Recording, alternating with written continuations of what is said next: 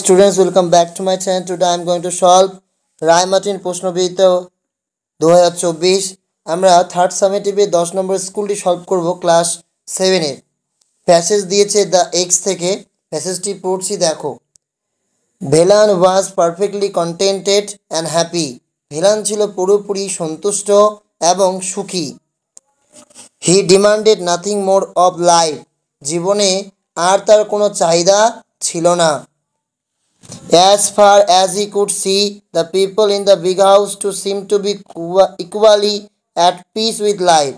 যতদূর তার ধারণা বড় বাড়িটির লোকজনদেরও মনে হতো তার যে জীবনে খুব শান্তিতে তারা রয়েছে One saw no reason why these good things should not go on forever. এইরকম ভালো জিনিসগুলো কেন চিরকাল চলতে পারে না তার কোনো কারণ কেউই দেখতে পেত না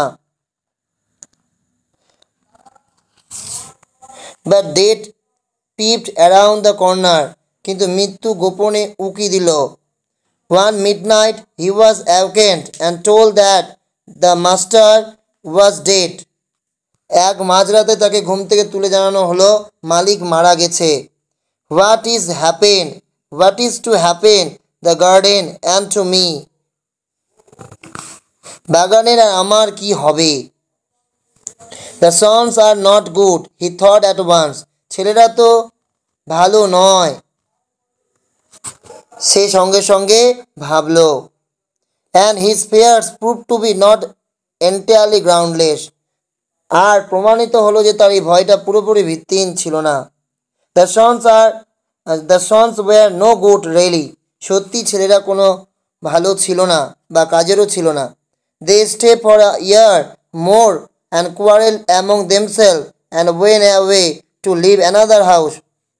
তারা আরও এক বছর নিজেদের মধ্যে ঝগড়া বিবাদ করে সেখানে থাকলো তারপর অন্য একটা বাড়িতে থাকার জন্য চলে গেল A year later some other family came in as tenant. এক বছর পর একটা পরিবার সেখানে ভাড়া এলো The moment they saw Velan they said ভেলানকে দেখা মাত্রই তারা বলে উঠল ওল্ড গার্ডেনার বৃদ্ধ মালি don't be up any tricks কোনো রকম চালাকি করার চেষ্টা করো না we know the sort you are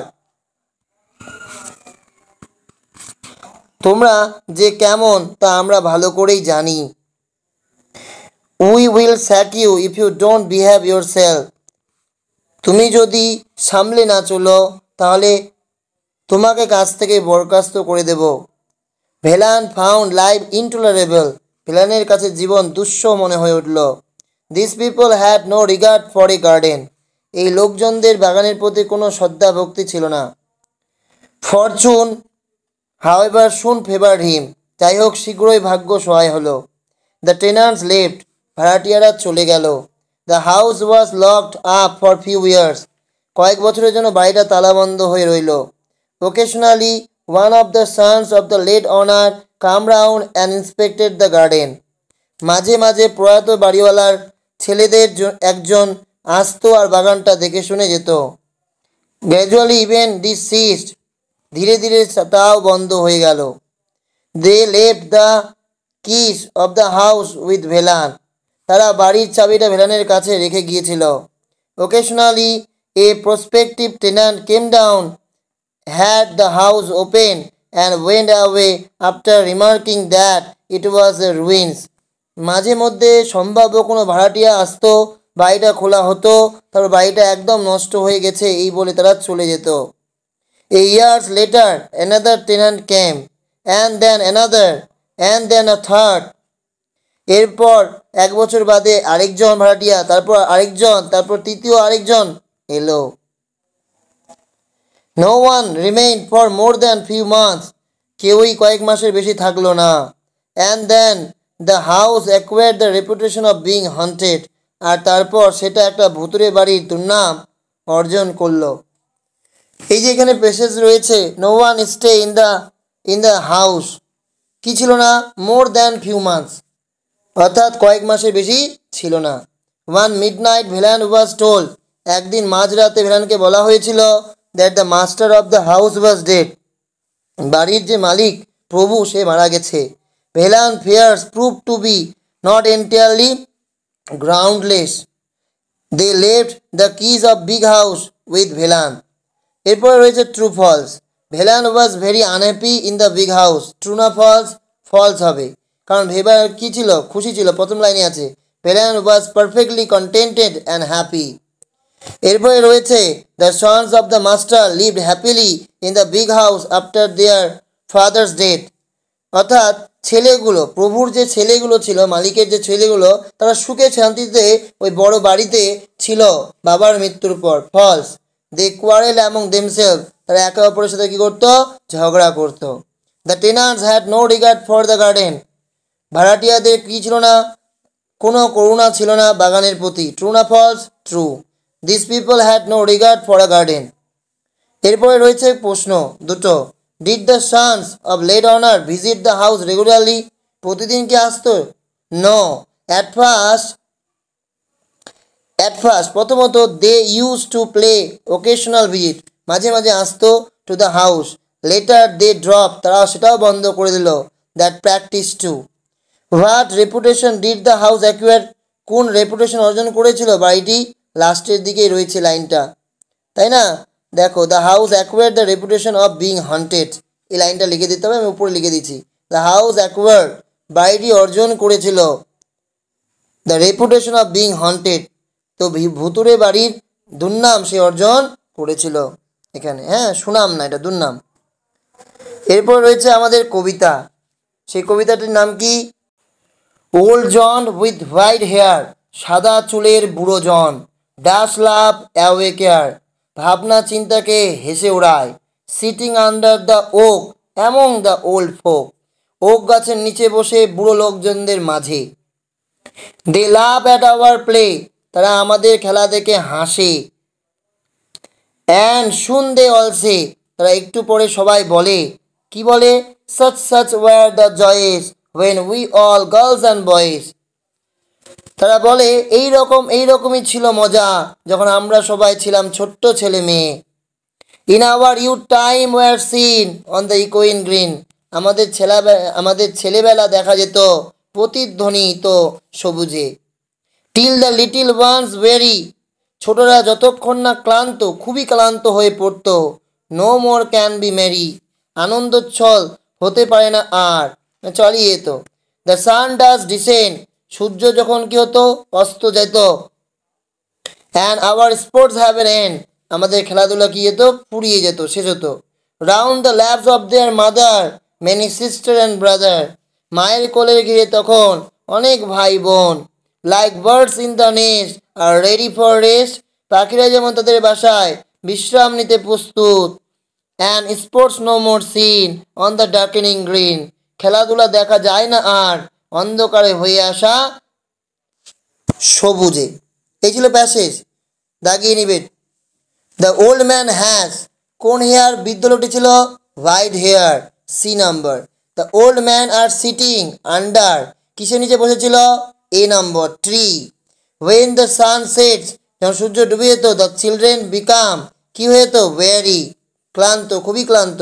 the children are compare to, কাদের সাথে তুলনা করা হয়েছে? তাদের বার্ডস, পাখিদের সাথে তুলনা করা হয়েছে। Who is sitting under the oak, কে বসেছে ছিল? হুইয়ের জায়গায় বসাতে হবে ওল্ড জন। প্রথমেই আছে দেখো ওল্ড জন, সেই ওল্ড জন খালি বানানটা লিখে রাখবো, তাহলেই হবে। Old John is sitting under the oak, old John কি ছিল? বসেছিল ওক গাছের নিচে। What do the children do when evening descend, when evening descend the children stop playing, খেলা তারা থামিয়ে দিত। The little ones go to laps of their mother, ছোটরা চলে যেত তাদের মায়ের কোলে। টু টেক রেস্ট, বিশ্রাম নেওয়ার জন্য। রয়েছে এখানে আনসিন দ্য সং জনগণ মন, এই জনগণ মন গানটি কম্পোজড অরিজিনালি ইন বেঙ্গলি, যেটা কম্পোজ করা হয়েছিল বাংলায় বাই রবীন্দ্রনাথ ট্যাগোর। কার দ্বারা? রবীন্দ্রনাথ ট্যাগোরের দ্বারা। ওয়াজ অ্যাডাপ্টেড ইন ইটস হিন্দি, যেটাকে গ্রহণ করা হয়েছিল হিন্দিতে, হিন্দি ভার্সনে বাই গভর্নমেন্টের দ্বারা as national anthem of India, ভারতের জাতীয় সঙ্গীত হিসাবে। গত সালে 24 জানুয়ারি 1950 সালে। ইট ওয়াজ ফার্স্ট সাং এটা প্রথম গাওয়া হয়েছিল অন 27 ডিসেম্বর, 27শে ডিসেম্বরে 1911 at Calcutta session, কলকাতা সেশনে of Indian National Congress. The complete song consists of 5 stanza. যদি সম্পূর্ণ গানটা দেখা যায় তাহলে 5টা স্ট্যাঞ্জা আছে। ফুল version of the national anthem takes nearly 52 seconds two Singh. যদি ফুল ভার্সন ন্যাশনাল অ্যান্থেম জাতীয় সঙ্গীত যদি করা হয় তাহলে সেটা সময় নেবে 52 সেকেন্ড গান করতে। এই শর্টার ভার্সন, ছোট ভার্সনও রয়েছে, consisting of the first and last line, প্রথম ফার্স্ট লাইন আর last line of the 5 stanzas is also sung on certain occasion. It takes 20 seconds. এটা সময় নেয় 20 second. The song Bande Mataram composed in Sanskrit. Bande Mataram গানটি compose করা হয়েছিল সংস্কৃতে by Bankimchandra Chattopadhyay. Bankimchandra Chattopadhyay দ্বারা has an equal status. সেই একই রকম ভাবে ছিল ভ্যালু সেটার জনগণমনের মতো। It was sung first. এটা প্রথম গাওয়া হয়েছিল in the 1896 1896 সালে সেশন অফ ইন্ডিয়ান ন্যাশনাল কংগ্রেসে। It was source of inspiration to the people. এটা কি ছিল? লোকেদের কাছে এটা একটা সোর্স ছিল, ইন্সপিরেশনের সোর্স ছিল। And people of India and to their freedom, to their struggle for freedom. আর কি ছিল? পিপল অফ ইন্ডিয়া, ভারতের লোকজনদের কাছে, এবং তাদের যে স্ট্রাগল ছিল কিসের? স্বাধীনতার, সেই স্ট্রাগলের কথা নেওয়া হয়েছে কোথা থেকে? India, A reference annual government of India. আবার ন্যাশনাল অ্যান্থেম কি? জনগণমন। কম্পোস্ট কে তৈরি করেছিল? Rabindranath Tagore. Original language of composition কোন ভাষায় করা হয়েছিল? বেঙ্গলি। নাম্বার অফ স্ট্যাঞ্জাস, কতগুলো স্ট্যাঞ্জা আছে? 5। Adapted as national anthem on কত সালে? 24শে জানুয়ারি 1950। ফার্স্ট সাং ইন, প্রথম গাওয়া হয়েছিল কত সালে? 1911। Time it takes to be compared 52 seconds. Similar song is Bande Mataram. Similar song was sung in 1896. Source of the text India, a reference annual government of India. এরপর রয়েছে true false, পড়ে বুঝে তোমার ঠিক আর ভুল লিখতে হবে। The Bengali version of song Janaganamana is adapted our national anthem, এটা হিন্দি হবে, এই জন্য এটা false, F. Calcutta session of India National Congress was held in 1911, true, T হবে। Full version of song takes 52 minutes to sing, false হবে, কারণ 52 মিনিটস নয় 52 সেকেন্ডস হবে, এই জন্য ওটা false. Freedom fighter got inspiration from Bande Mataram, ঠিক, true. Full version of national anthem has 15 stanza, false হবে। এরপর রয়েছে গ্রামার অ্যান্ড ভোকাবুলারি। তোমাদের প্রথমেই রয়েছে আমাদের ডিগ্রি চেঞ্জ, আমি বুঝিয়ে দিচ্ছি। ডিগ্রিগুলোকে বলেছে জাস্ট চেঞ্জ করতে, কিন্তু কোন ডিগ্রি বলিনি। সুপারলেটিভ আছে, সেগুলোকে পজিটিভ এবং কম্পারেটিভ দুটোই করে দিয়েছি তোমাদের। Sachin Tendulkar is one of the best Indian cricketer. এটা যখন করব ওয়ান অফ দ্য থাকলে আমরা জানি যদি পজিটিভ করতে হয় তাহলে ভেরি ফিউ দিয়ে করতে হয়, তাই প্রথমে কি বসাবো? Very few. তারপর সুপারলেটিভ ডিগ্রি পরের অংশ Indian cricketers, very few Indian cricketers. আর ইজের জায়গায় আমরা কি ব্যবহার করব? আর আমরা ভেরি ফিউ ব্যবহার করে প্লুরাল ভার্ব ব্যবহার করি। তারপর অ্যাজ, বেস্টের positive form good, as good as Sachin Tendulkar. এটাকেই যদি আমরা কি করি, যদি কম্পারেটিভ ডিগ্রিতে করি তাহলে প্রথমে সাবজেক্ট সচিন টেন্ডুলকার, তারপর হবে ইজ, তারপর বেস্টের কম্পারেটিভ ফর্ম হচ্ছে better, Sachin Tendulkar is better. তারপর আমরা কি করব? ওয়ান অফ দ্য থাকার জন্য দ্যান মোস্ট আদার, বাকি সব লিখে দেবো Indian cricketers. Pritam is the most intelligent student in the class. এখানে আমরা যখন করব তখন আমরা দা যুক্ত হলে নো আদার ব্যবহার করব। বাকি মোস্ট ইন্টেলিজেন্টের পরের অংশ student in the class, no other student in the class. তারপর ভার্ব, ভার্ব কি? Is, no other student in the class is so intelligent as Pritam. এটাকে আমি যখন কি করব, কোথাও গিয়ে Pritam is more intelligent than any other student in the class. এরপরে রয়েছে আমাদের fill in the blanks, blanks থেকে খুঁজে নিয়ে লিখতে হবে, জায়গার নিচে দেওয়া আছে লিস্ট করার নিচে। মোডাল ব্যবহার করব। We dash save trees for better future, we must, আমাদের অবশ্যই কি করতে হবে? গাছকে রক্ষা করতে হবে ভবিষ্যৎকে উজ্জ্বল করার জন্য, ভালো করার জন্য। Dash I come in, may I come in, আমি কি আসতে পারি? এরপর রয়েছে I dash play cricket but I can't play lawn tennis, আমি কি পারি, খেলতে পারি। আই ক্যান প্লে ক্রিকেট, আমি ক্রিকেট খেলতে পারি, ক্যান দেবে।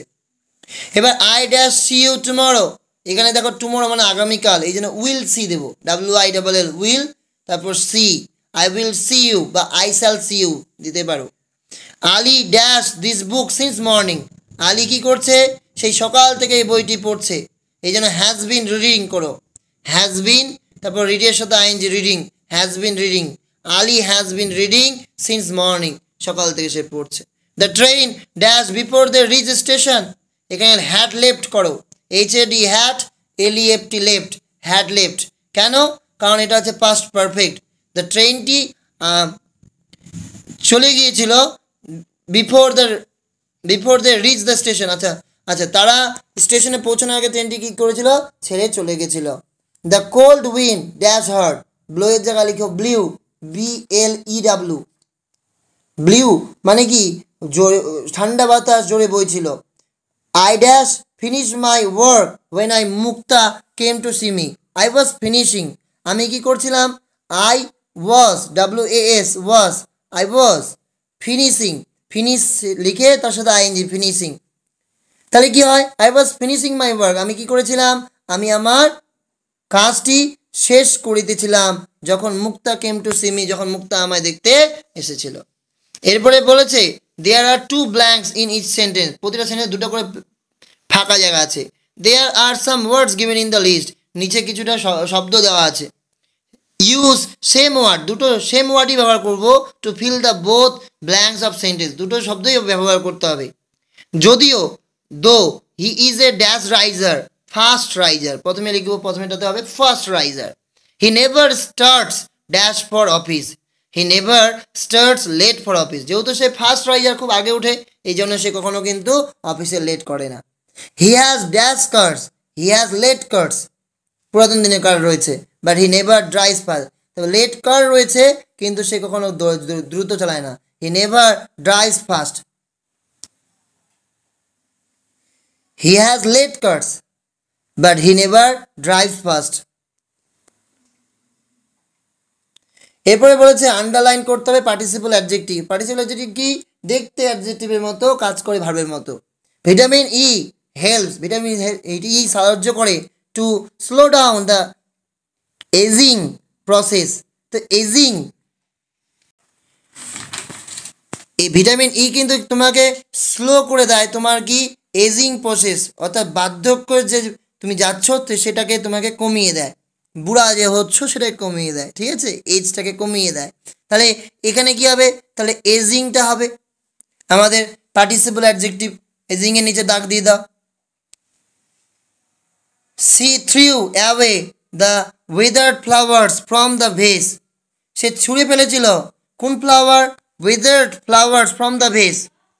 উইদার্ড ফ্লাওয়ার্স মিনস হচ্ছে শুকিয়ে যাওয়া ফুল, হ্যাঁ, তো সে ছুঁড়ে ফেলেছিল ওই ভেস থেকে কি, সেই শুকিয়ে যাওয়া ফুলগুলোকে। ভেজ মিনস ফুলদানি। এরপরে রয়েছে আমাদের tata motor set up a dash training centre in Hooghly, তাহলে সেন্টারটা কি, কোন সেন্টার, ট্রেনিং, ওটা বর্ণনা করছে, তো ট্রেনিংটা হবে আমাদের কি পার্টিসিপল অ্যাডজেক্টিভ, তো ট্রেনিংয়ের নিচে আন্ডারলাইন করে দাও।